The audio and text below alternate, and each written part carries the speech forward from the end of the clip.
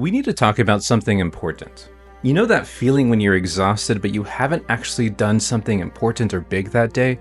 That heaviness in your chest while you're scrolling through yet another feed or watching yet another episode, telling yourself, just one more.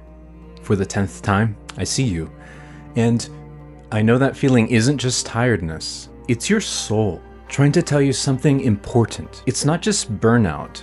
It's your creativity backing up inside of you. And I'm here to tell you, it's hurting you in ways that you may not even recognize yet. I say this because I care about you. Not the you that shows up for everybody else, but the you that has so many beautiful things inside of you. Remember when ideas used to light you up? When you'd get lost for hours making something, writing, drawing, building, dreaming up possibilities. And now?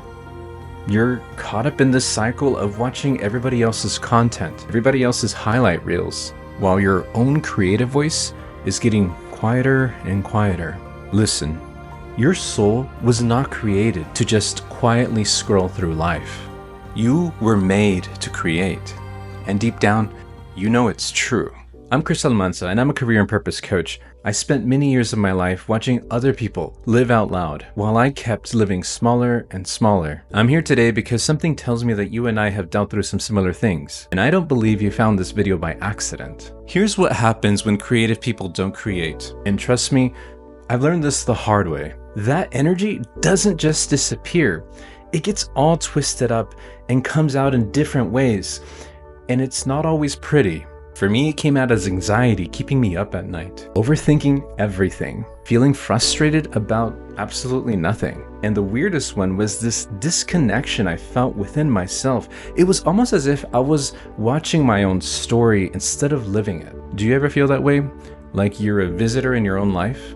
Here's something I haven't really shared online. In my darkest moments, I avoid this folder I have with half-finished work, songs, stories, poems, movies, even business ideas. Things I started and then abandoned because I convinced myself that they weren't good enough.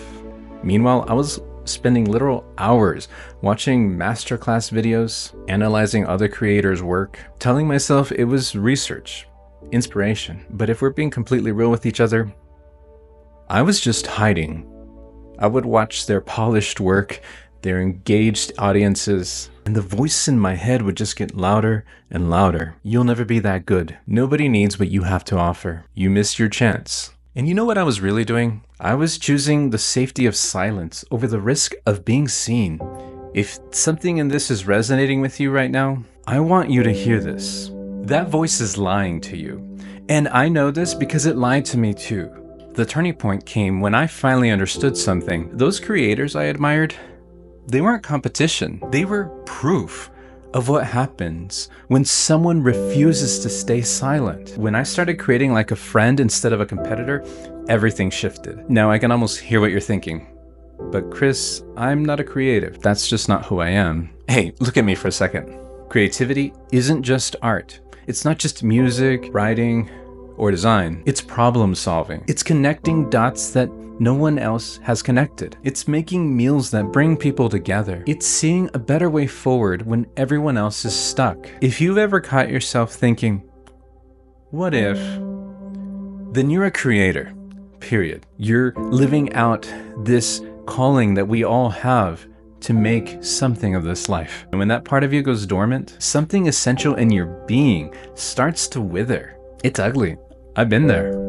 But here's the good news, and I mean this from the bottom of my heart. You don't need some elaborate comeback plan. You definitely don't need perfect conditions or expensive equipment. You just need one moment of courage, a time when you decide, I am going to begin, and then take action. One small act of creation, one sentence in a journal, one sketch, even on a napkin, an idea finally given voice outside of your head. I promise you, you'll be surprised at how quickly things shift. It's like taking that first deep breath after being underwater. Because your creativity isn't just a hobby, it's oxygen for your soul. And this part matters more than you know. We were created in the image of the Creator. That's not an accident. You were designed this way. When you make something from a place of love and truth, whether it's a painting or a spreadsheet that solves a problem, you're reflecting who God made you to be. Listen to this. It is not selfish to create. I'm going to say that again. It is not selfish to create. It's not a luxury or a distraction. It's sacred. It's a service. It's part of how you were made to worship. And listen, that thing you've been holding back on, that idea, that message, that solution, someone out there is waiting for exactly that. Someone needs that specific way that only you can say it. Someone's been praying for that exact thing that you can provide. And who knows, what you could create could be a lifeline for somebody else. Don't rob us of your voice. Don't rob the world of your gift. So my friend, stop waiting for permission. Stop waiting to feel ready or good enough. Your future self is literally begging you to begin. My challenge to you, make something today. Anything at all. It doesn't need anyone's approval. It just needs to be real. I want you to know this. I'm in this with you.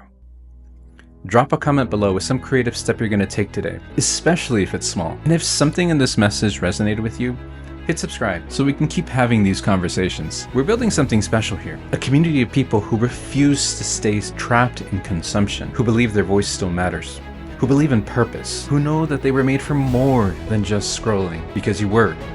And deep down, you know it's true. I'm not just saying this, I genuinely believe in you, because the force that's in me is the same force that's in you. And I can't wait to see what you create. We're all in this together. Let's do it. I pray the Lord bless you and keep you, and I wish you success.